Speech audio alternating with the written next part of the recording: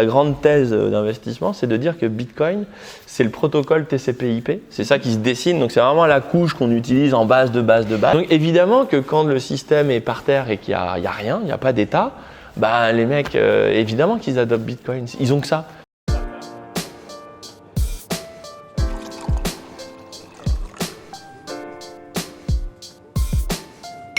Bonjour tout le monde et bienvenue dans Découvre Bitcoin. J'ai la chance d'avoir Richard de Grand Angle, quelqu'un que j'admire depuis très longtemps. Bonjour à toi Richard, merci d'être ici. Merci Roxy de m'avoir invité. C'est un plaisir. Alors parmi tous les invités de Surfing Bitcoin, je pense que vous doutez, vous avez vu les lives, t'as interviewé énormément de personnes également, donc je suis sûr on va link évidemment tous les liens pour les retrouver. J'ai voulu t'avoir toi en particulier pour une raison qui est très simple, c'est que j'ai admiré ton retournement de veste, comme on pourrait dire, mais ton virage à 180 degrés pour vraiment te plonger dans le terrier du Bitcoin. Je trouve ça absolument passionnant et c'est vraiment pour ça que je voulais en parler. Donc ce que j'aimerais savoir, c'est déjà qu'est-ce que c'était la vie avant Bitcoin? Je veux dire, tu avais toujours un petit peu découvert Bitcoin, tu en parlais régulièrement dans tes vidéos, mais tu n'avais jamais creusé le sujet. En fait non, mais c'est le cas pour beaucoup de gens qui connaissent pas Bitcoin, c'est-à-dire que on a tous un taf et un champ de vision en fait, c'est ça, comme sur la route, on regarde ce qui nous intéresse. On est limité dans notre temps et notre capacité. Et moi sur les actifs financiers, c'est des choses qui sont déjà plutôt bien bordées et des nouvelles classes d'actifs, il y en a tous les 20 ou 30 ans, donc ça n'arrive pas tous les jours. Et comme je suis entouré de nombreuses personnes, d'experts, quand Bitcoin est apparu, je leur ai demandé à eux, parce que je leur ai dit, eux, ça fait 50 ans qu'ils sont sur les marchés pour certains, ou 30 ans. Donc du coup, ils savent vous regarder si ça a un intérêt ou non. Et puis, ils m'ont dit, t'embête pas avec ça, c'est un truc, ça va faire fioup fioup, et puis terminé. Donc, en gros, je me suis dit, bon allez, on reste focus sur le business. Et surtout, je me disais, les arguments contre, en fait, sont beaucoup plus audibles quand on cherche pas. Quand tu es juste un mec lambda qui vit sa vie, les arguments contre sont beaucoup plus présents que les arguments pour. Et Bitcoin, je dis souvent que c'est pas que c'est compliqué, c'est que c'est loin. Ouais. C'est-à-dire c'est beaucoup plus facile, c'est pas compliqué d'expliquer Bitcoin à un gamin de 10 ans, parce que lui, il n'a pas beaucoup de schémas mentaux en tête. Il n'a pas beaucoup de certitudes. Du coup, tu lui expliques qu'une clé privée, une clé publique, ça ne le choque pas parce que lui, les poignées de porte, il voit pas, ça n'existe pas depuis longtemps. Tu expliques le principe de la clé publique et clé privée à un gars qui a 60 ans. Pour lui, une serrure, ça marche comme ça. Donc, c'est loin. Voilà. La distance, en fait, elle est longue. Et c'est sur plein de sujets comme ça. Il faut poser ses schémas mentaux à côté. Et ensuite, tu te dis, bon, je pose mes schémas et je regarde ça avec un œil neuf. Et je prends le temps, voilà. C'est ça, parce qu'en fait, quand on essaie d'expliquer Bitcoin, en 10 minutes, c'est un Ponzi. Enfin, immédiatement, tu te dis, c'est un Ponzi, et beaucoup de gens se bloquent là. Et moi je le dis, il faut passer 1 heure, 2 heures, 10 heures, parler à des experts, parler à des gens qui comprennent, qui t'accompagnent, pour avoir le petit déclic du moment du « Ah oui, d'accord, en fait, c'est plus ». Quand est-ce que tu as eu ce moment? Quand est-ce que tu t'es dit « Là, il y a un truc, en fait, j'ai fait une erreur, je creuse, je me débloque ». En fait, c'est même pas j'ai fait une erreur, mais à un moment, j'ai pris la dynamique inverse. Et je me suis dit, avec le deuxième bull run, d'ailleurs c'est marrant, on a une blague avec Sébastien Gouspillou, ça peut exploser 2 fois. et je me suis dit, c'est marrant ce truc parce que ça fait quand même un certain nombre de bulles. Et puis il y a de plus en plus de gens. Donc je me suis dit, bon, peut-être que c'est une connerie, peut-être que ça n'en est pas une, peu importe. Je vais essayer de me décentrer et de me dire pourquoi ça intéresse des millions de gens. Je dis, allez, les arguments contre, admettons que ça soit pas un problème, pourquoi ils y viennent, voilà. Et du coup, je commence à regarder comme ça. Et après, j'ai eu un autre problème avec les frais sur taux de change pour les particuliers pour faire des portefeuilles sur des devises. D'accord. Parce que j'ai une lettre d'investissement et du coup, je dis aux gens, tiens, si vous voulez changer, c'est plutôt mieux par là. Et c'est une tuerie. Les frais sur taux de change, les banques, elles se font un grand plaisir. C'est 1% à l'aller, 1% au retour. Enfin, c'est monstrueux. Et je me suis dit, tiens, peut-être que les gars, là, avec les cryptos, ils ont peut-être des passes sur les stablecoins pour changer des devises pour pas cher en stablecoin. Et du coup, j'ai commencé à regarder ça. Puis il se trouve que c'était en février 2021 et ma femme était partie en vacances avec les gosses. Ah, t'avais du temps libre. Donc du coup, moi, quand je suis tout seul, je dors dans mon bureau et voilà, je bosse 18 heures par jour parce que j'aime ça. Et là, j'ai pris 50-60 heures. Je me suis dit, allez, je creuse, je me pose. Voilà, c'est mes vacances. Et j'ai décortiqué. Et puis là, après, on s'est appelé d'ailleurs quand je cherchais. J'ai pris mon Twitter, j'avais fait une vidéo en disant c'est quoi les intérêts de Bitcoin si on oublie le reste. Donc il y a Sébastien Gouspillou qui m'avait aussi contacté par Twitter. Puis à toi, je t'avais demandé c'est qui les boss dans le game. C'est qui les Charles Gave, les Delamarche, dans la crypto, voilà, c'est qui pèsent. Et du coup, après, je les ai appelés. Et puis, voilà. Tu avais bien été guidé parce que tout de suite, tu as eu Yorick et Sébastien, deux piliers quand même qui ont compris le game. Donc à partir de là, c'est drôle, tu parles de deux choses, de concepts. Le Orange Pills, donc le principe de convaincre quelqu'un de ton entourage. Souvent, tu t'entends Bitcoin, mais tu t'y intéresses pas ou tu penses que c'est ridicule. Et il faut quelqu'un qui t'accompagne un petit peu, quelqu'un qui te met la petite pilule pour te dire ah ok, il y a plus. Et là, tu as parlé d'Olivier Delamarche et Charles Gave, deux personnes que j'apprécie beaucoup et vous devriez sûrement lire un paquet de leurs articles, vidéos avec toi chez Grand Angle. Ils sont pas encore dans Bitcoin. Est-ce que tu penses qu'un jour, tu leur as déjà parlé de Bitcoin? Est-ce qu'ils commencent à changer leur point de vue ou pour eux, c'est vraiment trop loin? En fait, alors il y a deux choses. C'est que déjà, quand on va voir des gars comme ça, on y va pour une raison précise. Oui, et ils sont très occupés. Il faut réaliser qui ils sont déjà. On n'a pas le temps de prendre 2 heures pour dire tiens, j'ai un nouveau truc. Il y a ça. Ensuite, on peut pas convaincre les gens sans qu'ils y passent beaucoup de temps. Et du coup, moi je pense à Charles par exemple, il a des clients à travers toute la planète, il est toujours à droite à gauche, il bosse déjà 15 heures par jour. Et comment il peut trouver 50 heures pour s'y intéresser? Parce que quand on veut vraiment comprendre, faut se poser, il faut y aller. Et après, il y a ce problème de distance. Donc Charles, on l'avait titillé, etc. Mais Didier Darcé, avec qui je fais beaucoup de vidéos, lui, il a compris qu'il y avait un truc, mais c'est pareil, en termes de temps, il n'a pas le temps de... Quand il s'exprime sur les marchés financiers et la finance comportementale, ça fait 30 ans qu'il lit des bouquins dessus. Et il dit, moi, je ne serai jamais au niveau que j'ai en finance sur la crypto, parce que j'ai juste pas le temps en fait. Donc faut bien, il y a aussi cette... et puis après, il y a aussi des problèmes d'ego pour certains en disant, c'est marrant, mais beaucoup de gens ont du mal à dire, tu parlais de retournement de veste, et c'est un truc qui est péjoratif. Et moi, j'adore l'expression, c'est pas le vent qui tourne, c'est pas la girouette qui tourne, c'est le vent.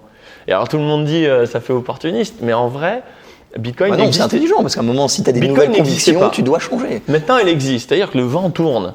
Après, soit tu continues soit tu te dis c'est pas grave. Et après, quand on me dit ouais, mais on te l'avait dit en 2017, tu l'avais pas vu. Mais je dis mais c'est pas grave parce que moi en 2017, j'étais pas capable de le comprendre. Maintenant, je l'ai vu maintenant. Et il y en a un qui m'a dit tu regrettes pas de pas l'avoir vu avant? Je dis non, je suis surtout content de pas l'avoir vu plus tard.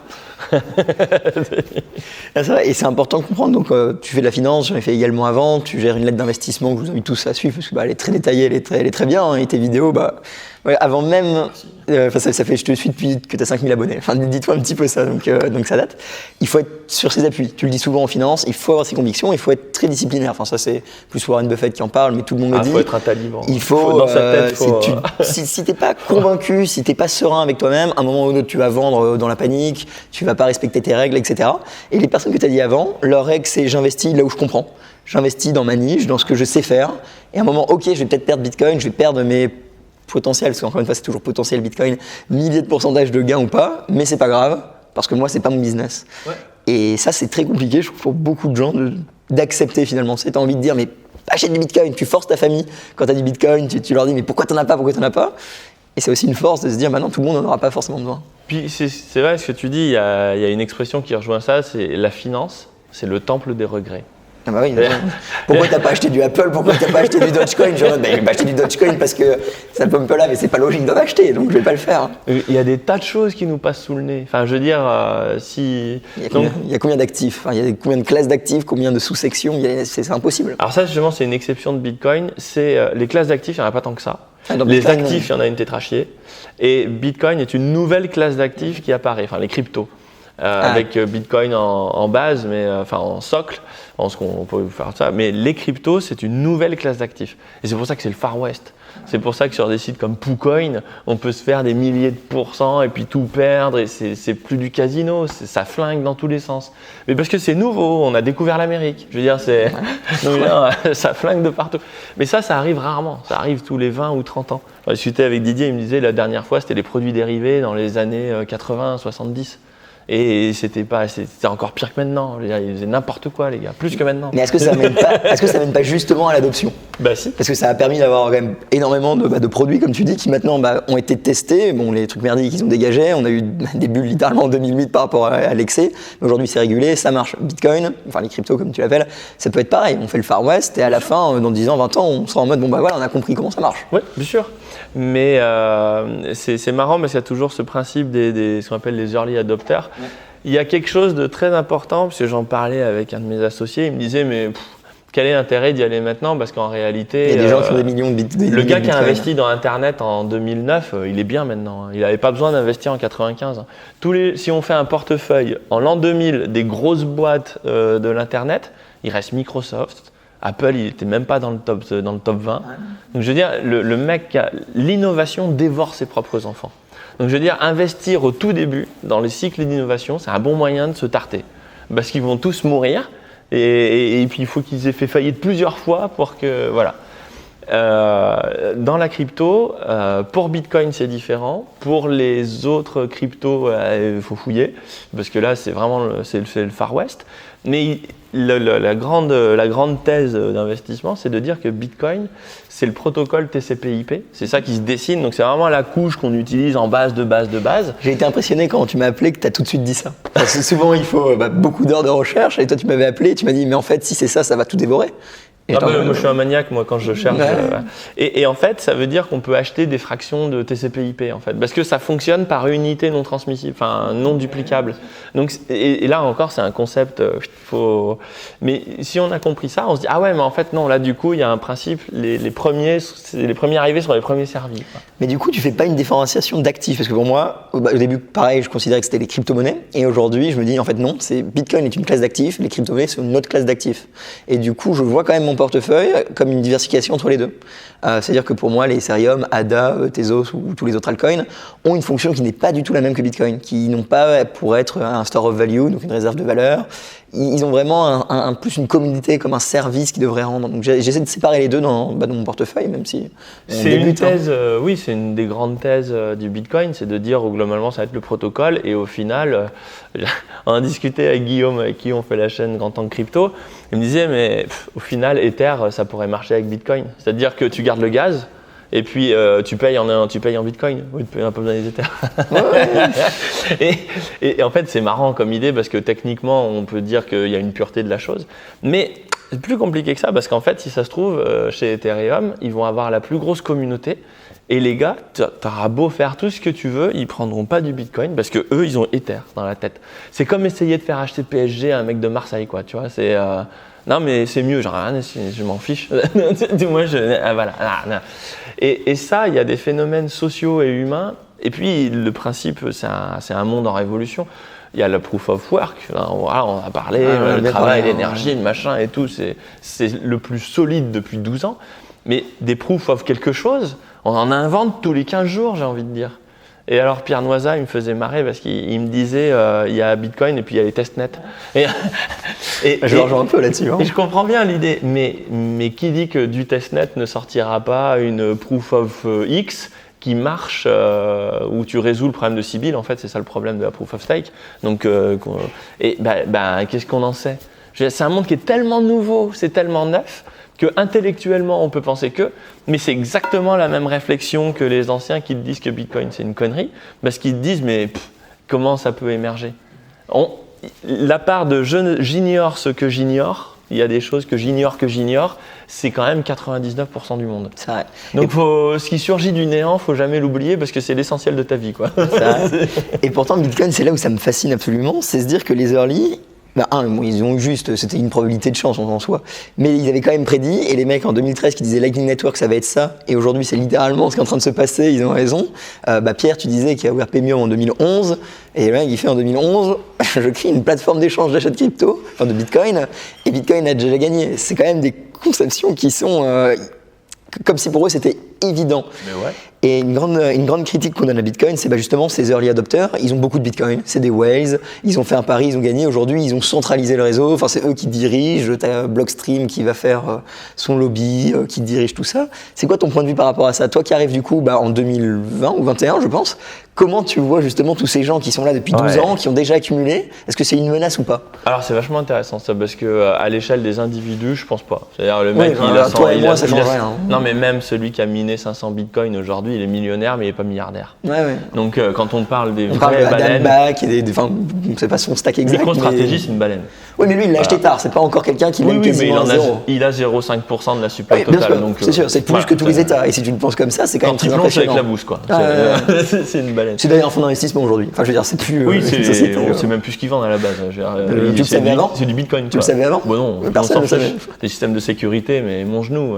Je crois qu'ils font de mémoire, ils doivent faire quelques millions de bénéfices par an, je crois. Je sais plus combien. Oui, je me suis renseigné aussi. 700 millions, 600 millions, un truc comme ça.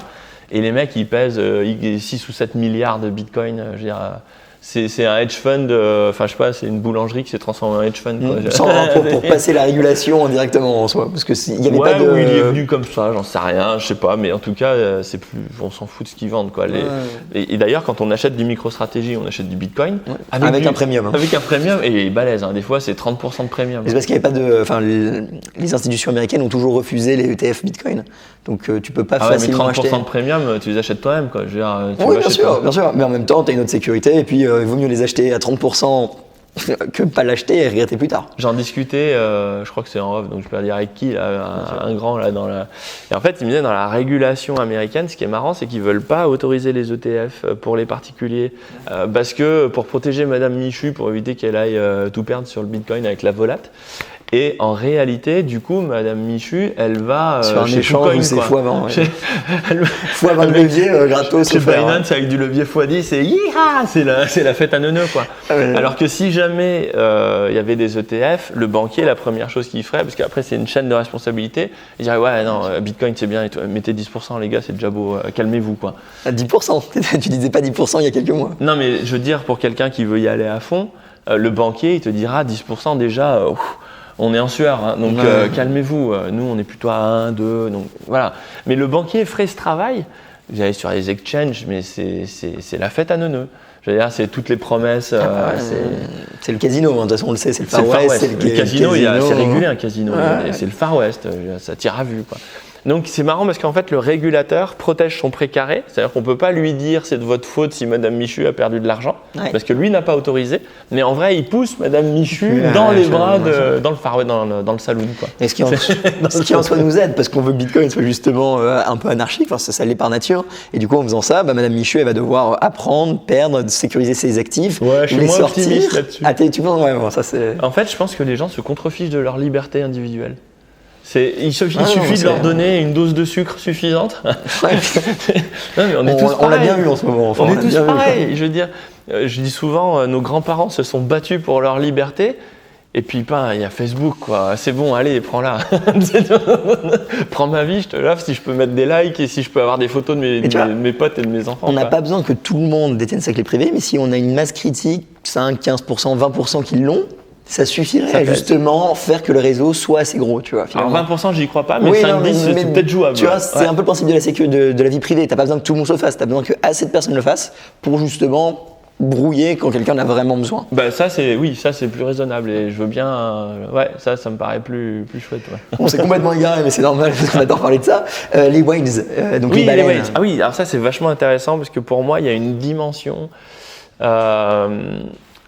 Qui est à explorer, c'est-à-dire que effectivement, Bitcoin, système limité en soi, il n'y en a que 21 millions. Il y en a 21 millions, point, ce qui est un exploit en soi. Mais le truc, c'est que si jamais la richesse se concentre sur Bitcoin, par l'héritage, par le pouvoir des banques, des États, ce que vous voulez, je m'en fiche, à un moment, on va avoir des inégalités très fortes. Alors, comme il y a plein de libertariens dans la Convention, ils disent « Ouais, mais les inégalités, on s'en fiche. » Le problème, c'est que les gens, les plus pauvres s'enrichissent. Tant que les plus pauvres s'enrichissent, le système est juste. Et moi, je dis « Ah, les gars, attention, hein. Le smicard aujourd'hui, il vit mieux que Louis XVI. Hein. Quand Louis XVI a une rage de dents, il va se faire pendre. Le smicard, il va chez le dentiste.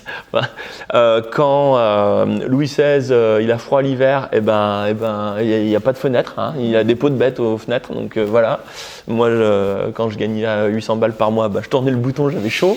Donc je veux dire, quand j'étais étudiant et que je gagnais 600 balles par mois parce que je bossais à côté, je vivais mieux que Louis XVI, dans le confort. Et pour autant, Louis XVI, lui, il n'avait aucun problème pas d'ego ou de se sentir bien. Il se sentait pas malheureux parce que c'était le plus riche de la bande. Et les inégalités, le problème, c'est que si elles sont trop grandes, je pense qu'à un moment, tu n'es plus capable de vivre avec le gars d'à côté. Moi, j'habitais à la campagne, j'habite toujours à la campagne, c'est plus dans le même pays, mais à la campagne.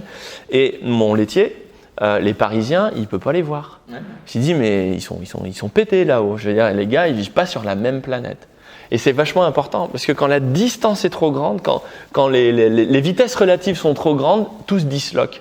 Et le gilet jaune, qui vit mieux que Louis XVI, il est dans une souffrance réelle qu'on ne peut pas nier, et ce n'est pas du fantasme. Donc je pense qu'il y a peut-être un problème là-dessus. Et après, ça peut se régler par la démocratie, par l'impôt, par d'autres choses. Mais puis les empires se détruisent. Je veux dire, il faut 3 générations en général pour détruire une fortune. Tu auras des gens qui vont faire des erreurs. Mais là où ça on va être redistribué. Sans même où... que l'État intervienne, la fortune va être redistribuée en théorie. Et justement, mais là, d'habitude, en fait, pour euthanasier le rentier, parce que c'est ça qu'on parle. Hein, on le fait assez régulièrement. Tu avais fait une vidéo là-dessus. Les Sumériens, ils annulaient les dettes par décret. On les fait. Hein. Tous les 100 ans, on les fait sauter. C'est ça. Les Sumériens, par décret, ils disaient allez hop, c'est bon, il n'y a plus de dette, on remet à zéro. Les Hébreux, ils faisaient des jubilés. Enfin, toutes les sociétés avaient plus ou moins leur truc. Là, le truc d'avant, c'est l'inflation, la dévaluation. Mais en fait, on retrouvait toujours la monnaie au cœur de ces trucs-là, dans un sens ou dans l'autre. Et je me dis, putain, si la monnaie a échappé aux États, est-ce qu'il ne va pas y avoir un moment là où, parce que le jour où il faut aller chercher des bitcoins dans les wallets des riches, c'est vachement plus compliqué. Je ne sais pas si tu es encore allé jusqu'en bas du terrier. Bon, il n'y a pas de fonds évidemment, mais ils seront dans les citadelles. Tu vois, le concept, il existe déjà. Et du coup, je me dis, tiens, c'est peut-être une faille d'un système parfait qui permet l'inégalité, c'est qu'à un moment, les relations sociales se disloquent. Parce que tu es trop différent. Mais est-ce que ce serait vraiment gênant pour une société à partir du moment où les deux peuvent coexister, les deux peuvent continuer à vivre dans leur même écosystème?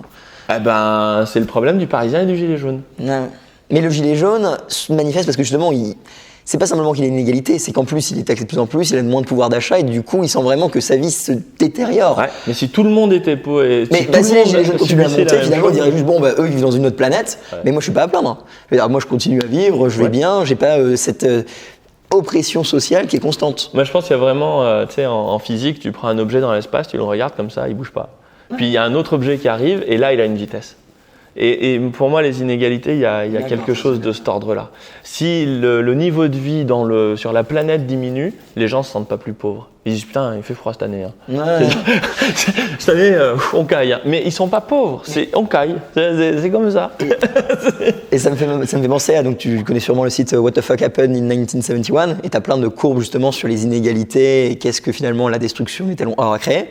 Et tu vois que depuis ça, avec l'inflation et toutes les choses, on voit vraiment l'inégalité qui augmente, la masse critique, c'est Ray Dalio qui l'avait montré avec son système d'empire et tout le bazar.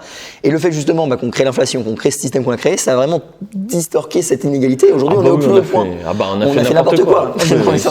Mais là, on n'est pas dans une période de jubilé, on est dans une période où on augmente. Ah oui, non, mais ça c'est. Mais bien sûr, mais du coup, la théorie, si on reprend l'inverse, c'est remettre un standard qui serait Bitcoin, vu qu'on va pas retourner au standard or. Bon, c'est un autre débat, mais en soi, c'est pourquoi on ferait ça.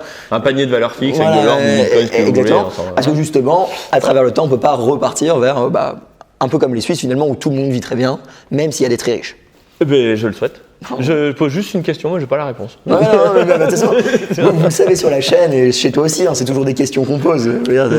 C'est toujours réfléchissez. Voilà, c'est peut-être pas à la monnaie de régler ce problème-là. D'accord. Peut-être qu'effectivement la monnaie elle doit être une brique intouchable et ensuite nos problèmes d'humain et de vitesse relative des inégalités, on les règle mais autrement. C'est nos consensus sociaux à inventer quoi. Par exemple, je me disais, ça se trouve, le jour où tous les bitcoins appartiennent aux riches, s'il y a 95% de la population qui n'a plus de bitcoin, ils disent on va forquer, on copie, machin, on se fait le nôtre, et puis ils seront tout seuls avec et puis on ne travaillera plus pour eux. Oh c'est moche. J'ai une petite transition. Tu parles de travail et la raison pour laquelle j'ai créé la chaîne pour les viewers, je l'ai jamais dit, c'était ta vidéo. Littéralement. Tu as fait bullshit job, bullshit vie ou quelque chose comme ça, quitter votre bullshit job. J'étais trader à l'époque. Bon, à mon compte, c'était déjà ma société, donc j'ai toujours entrepris. Mais j'étais vraiment en mode, qu'est-ce que je suis en train de faire? Enfin voilà, c'est sur l'écran toute la journée, oui, tu gagnes correctement ta vie, mais t'apportes rien. Et j'ai vu ta vidéo et à un moment j'ai fait dans la semaine suivante en mode ok j'arrête, j'ai lancé le site internet, j'ai lancé les PDF, les articles. Touche, et après la chaîne YouTube qui est maintenant 1 an après, toi tu m'appelles, je suis en mode ça paye, tu vois, c'est cool. Ah, c'est sympa ça. Ouais. Ça me touche ça. Et du coup, moi j'ai une fibre entrepreneuriale depuis tout le temps, et toi aussi, c'est super. Et du coup, tu pousses les gens vraiment à un moment à se dire, il n'y a pas que la monnaie, il n'y a pas l'investissement, il faut vraiment apprécier ce qu'on fait et faire quelque chose d'utile pour la société.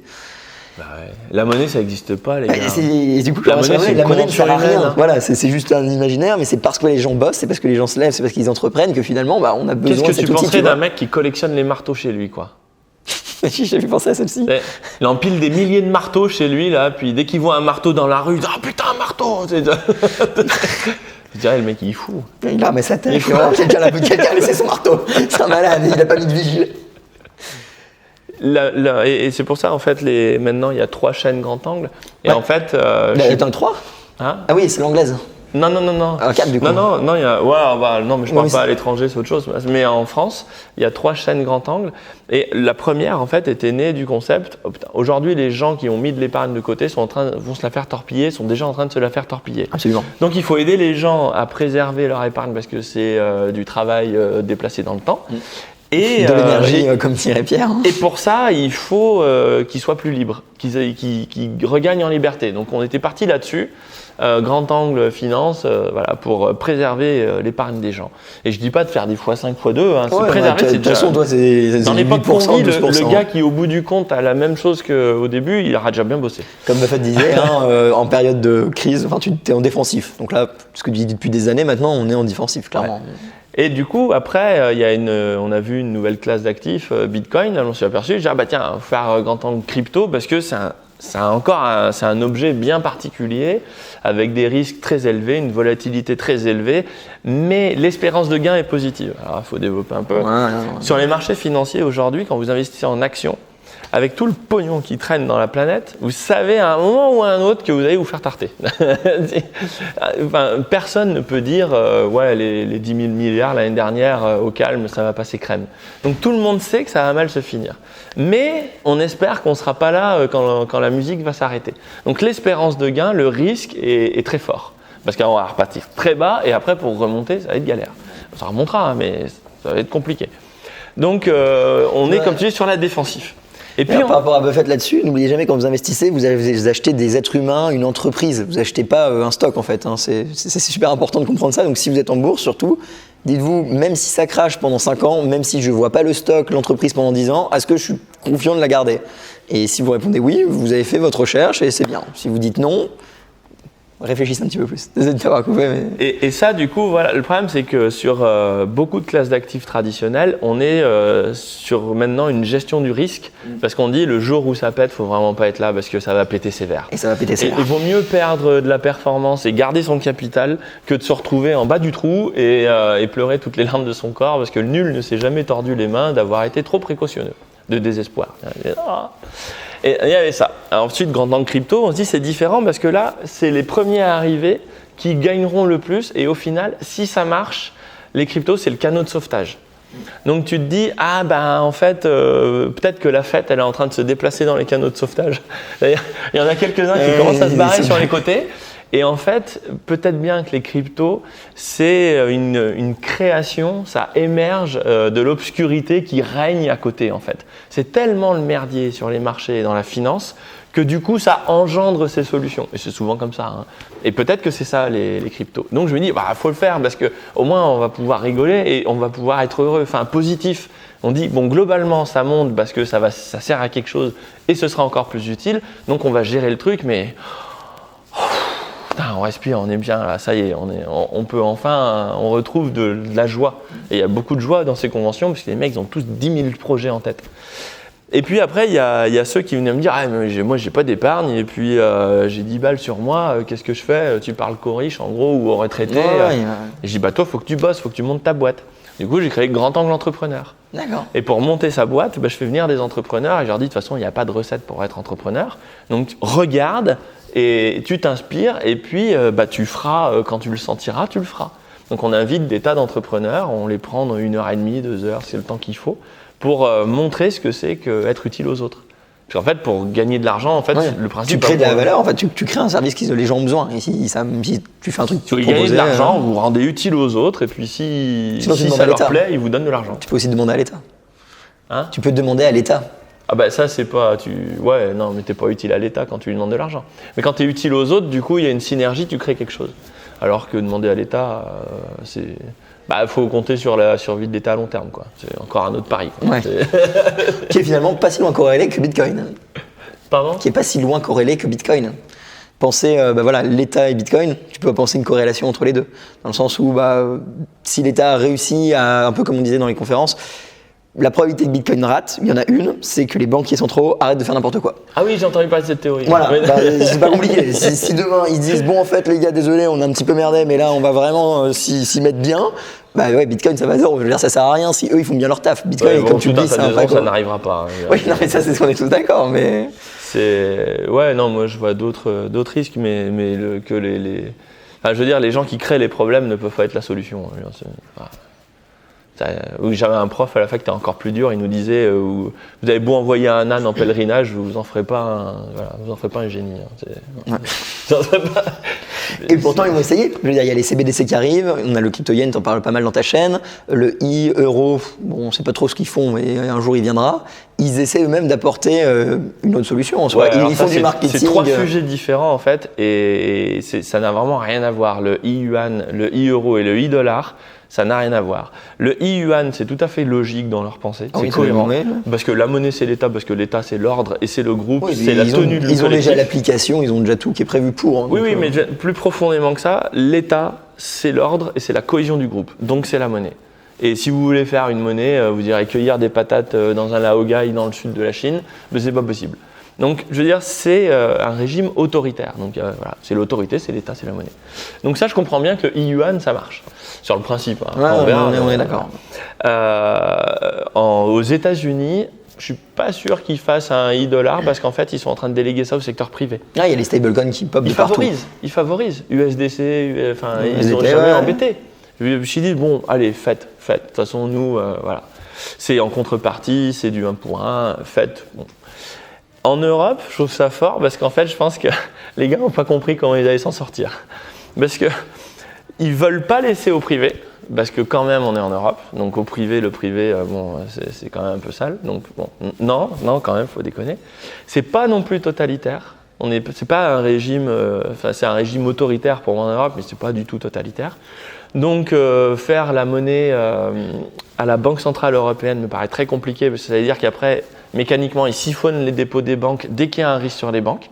Moi, il y a un e-euro Banque Centrale, j'ai plus de compte à la Société Géniale ou au Créancier Lyonnais.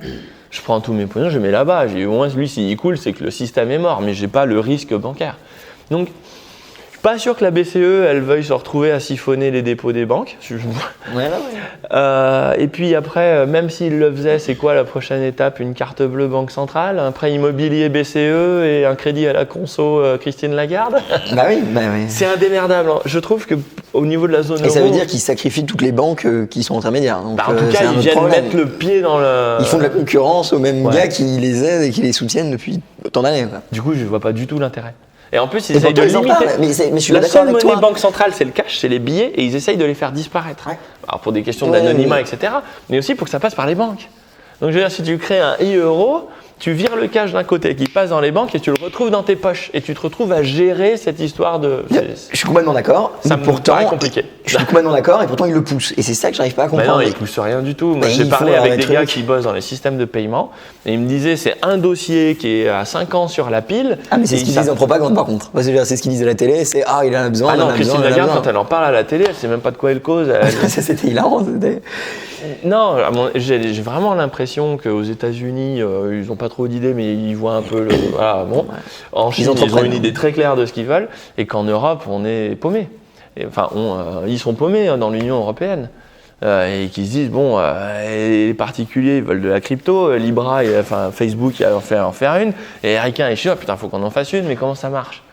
Et là, puis j'ai rencontré quelqu'un aussi qui connaît tous ces gars-là, ils disent, ouais, mais c'est aussi une forme de plan B.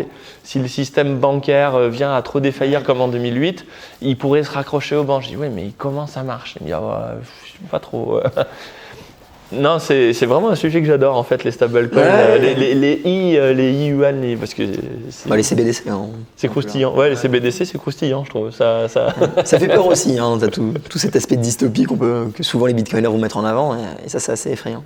Ouais. Moi, je vais pas jusque là, mais ouais. Mais du coup, on a parlé vraiment des 3 grandes régions. Qu'est-ce qui se passe pour l'Amérique latine? Je pense que tu as interviewé les gars de Bitcoin Beach, Nicolas. Tu as l'Afrique également qui est en train d'adopter Bitcoin à une échelle plutôt impressionnante, surtout le Nigeria, tout le bazar. L'Asie du Sud-Est, ils sont quand même copains avec les Chinois, donc ils avancent également de leur côté. Est-ce que tu vois l'adoption de Bitcoin ou des cryptos également là-bas? C'est quoi un peu ton point de vue par rapport au reste du monde? Parce que c'est quand même très global, il y a les mineurs partout. Ça va passer tout seul, ça va passer crème, parce que je prends l'exemple de la crise de l'euro en 2012, où l'État grec s'est disloqué, il n'y avait plus d'État. Ils se sont pas remis de ça depuis. Et du coup, il y a des communes qui se sont retrouvées avec des monnaies locales. Donc, ils se sont dit, de toute façon, l'euro, c'est trop cher, il n'arrive plus. Et puis, nous, toi, tu fais des patates, moi, je fais du lapin, toi, tu fais des tomates. Donc, ils ont commencé à s'échanger ça comme ça, je te dois tant, machin. Puis, à un moment, il y a un malin qui a dit, attends, je vais vous écrire tout ça sur des billets, ça va aller bien. Donc, ils ont créé la monnaie Tartampion. Et puis, c'était la monnaie de la ville, ou du village, ou de la communauté de communes. Et puis, les mairies ont commencé à accepter les impôts. Il y a eu un cas où la mairie a accepté les impôts locaux en monnaie Tartampion, parce que tu sais, les mecs, ils étaient tous pauvres, ils n'avaient plus d'euros. Et à aucun moment, l'État grec est venu pour taper sur les crânes, puisque l'État grec, c'était Fuyon, c'était un canard sans tête qui courait dans la basse-cour. Donc, évidemment que quand le système est par terre et qu'il n'y a rien, il n'y a pas d'État, les mecs, évidemment qu'ils adoptent Bitcoin. Ils ont que ça. Même avec une vol de 100%, d'habitude, c'est pas une vol de 100%, ils se font voler. Donc, il vaut mieux de la volatilité que le vol, quoi. Donc oui, évidemment. Et quand on pense qu'un Sénégalais, il peut acheter du Bitcoin n'importe où avec un téléphone. Et puis l'envoyer en 2 minutes en France. On passe le bonjour à Gloire, qui est au Congo. Et voilà, lui, il vend ses cafés en Bitcoin et puis ça se passe bien, je crois, pour lui. Donc il se plaint pas. Et il fait de l'éducation, il se met dans les écoles et il essaie de faire comprendre les gens. À Brazzaville. Et il est beaucoup plus en sécurité qu'avec la monnaie locale. Parce que la monnaie locale est beaucoup plus volatile et dangereuse que Bitcoin. Ce qui n'est pas bon signe. Il y a une autre chose que j'aime bien dans tes vidéos et que je parle souvent, je parle jamais dans la chaîne, c'est par rapport à l'immobilier. Parce que j'ai l'impression que c'est le véhicule d'épargne des Français aujourd'hui. C'est en mode, quand t'as un peu d'argent, ils ont leurs actions toujours les mêmes en plus, donc t'as l'impression que c'est même une bulle de 6 actions avec leur LVH, leur total et tout, donc tout le monde met là-bas parce qu'ils veulent pas réfléchir. Et derrière, c'est l'immobilier, c'est le Graal français de la pierre. Et pourtant, t'as vendu tes apparts à Lyon, et t'en avais parlé, et je trouve ça intéressant. Alors, je sais pas si tu peux en parler un peu. Oui. Alors, le fait que j'ai vendu l'immobilier en France... C'est peut-être rien. Si, carrément, mais c'est très lié à ma situation personnelle et aussi à mon analyse. C'est intéressant.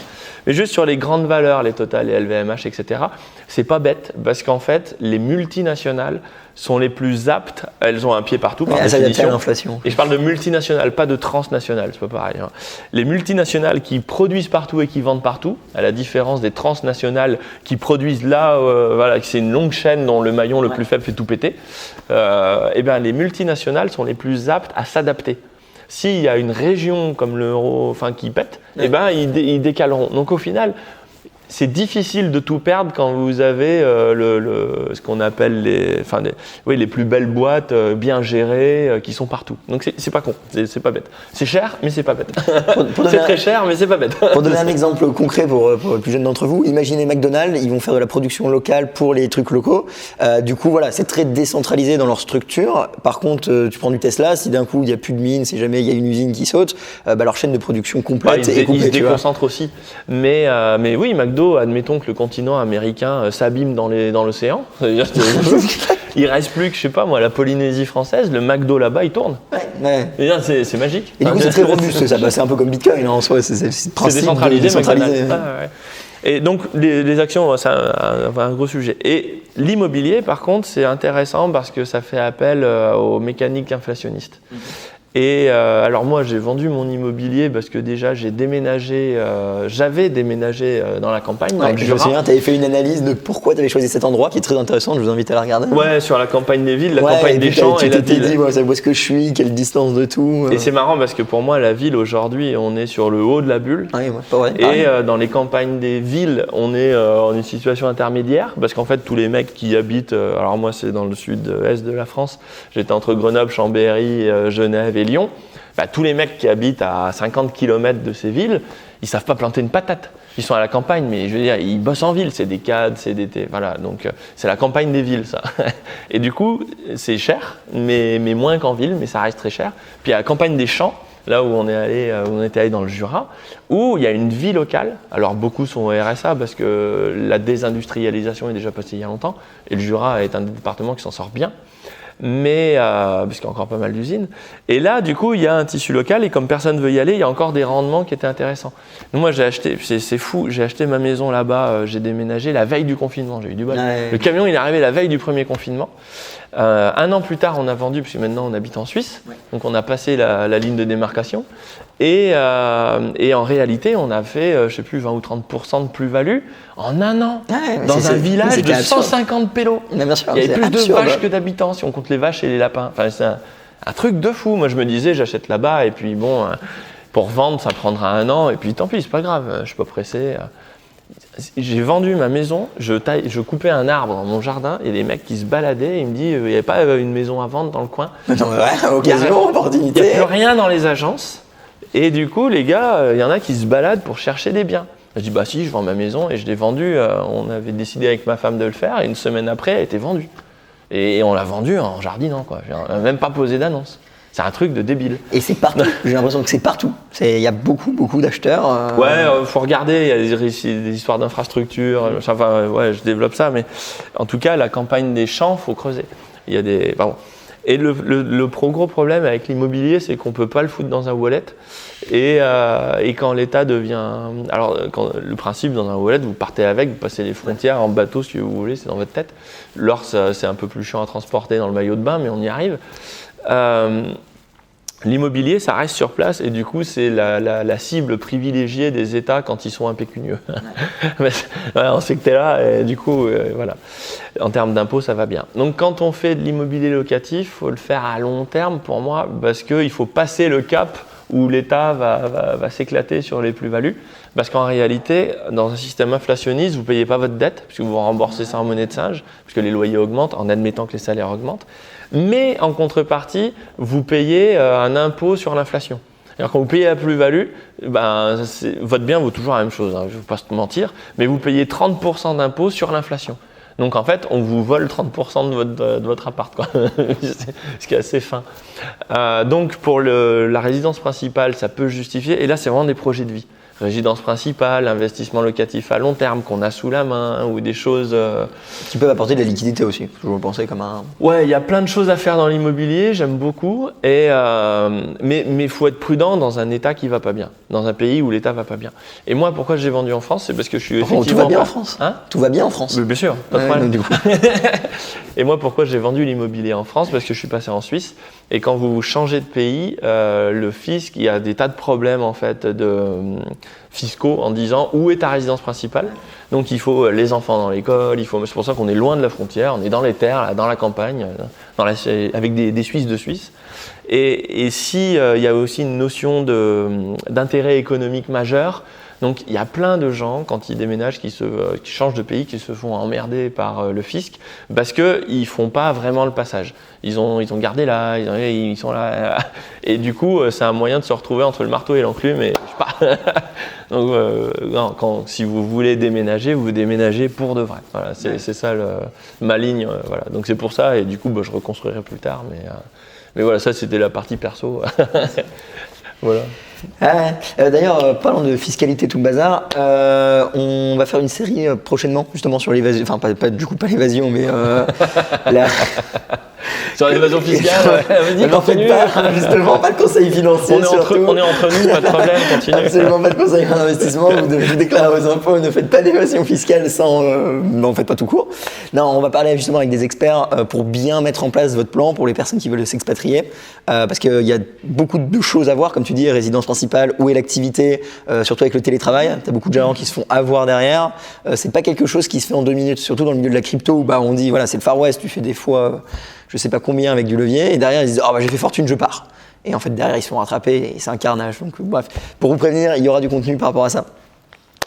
Une petite dernière question, c'est pourquoi l'investissement? Parce que ça te passionne, je veux dire, tu as 3 chaînes là-dessus, l'entrepreneuriat, tu as fait des études en investissement à la base, quel serait ton conseil pour les gens, peut-être pas de mon âge, mais encore plus jeunes, qui sortent d'école, 18, 19 ans, qui voudraient un peu se lancer là-dedans? Moi c'est assez marrant parce que je rencontre plein de gens qui avaient une vocation et qui ont fait ce qu'ils voulaient faire et je trouve ça admirable. Moi j'ai jamais vraiment eu de vocation. Quand j'étais à la fac je me suis perdu. Quand j'étais à l'université j'ai fait filière commerciale, après j'ai fait gestion des systèmes d'information, j'ai fait de la thermique, j'ai fait du bâtiment. Je me suis perdu, je savais pas quoi faire de ma vie, j'étais perdu. Voilà. J'avais pas. Et puis comme ça marchait, je continuais parce que il faudrait bosser à un moment. J'ai dit mais dans quoi? Ouais, c'était juste chaotique. Donc j'ai fait plein de trucs.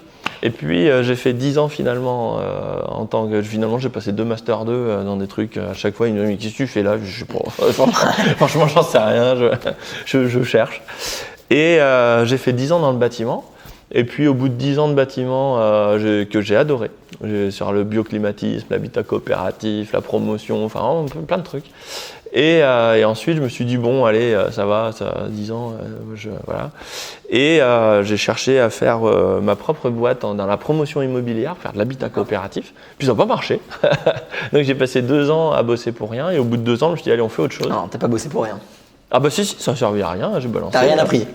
Ouais non mais j'ai appris des trucs, mais je veux dire quand t'as une femme, un enfant et que t'es à mi-temps et qu'au final tu fais alors qu'est-ce que ça a donné? Je coule tout, je vire. Enfin un carton, mets tout dedans, balance.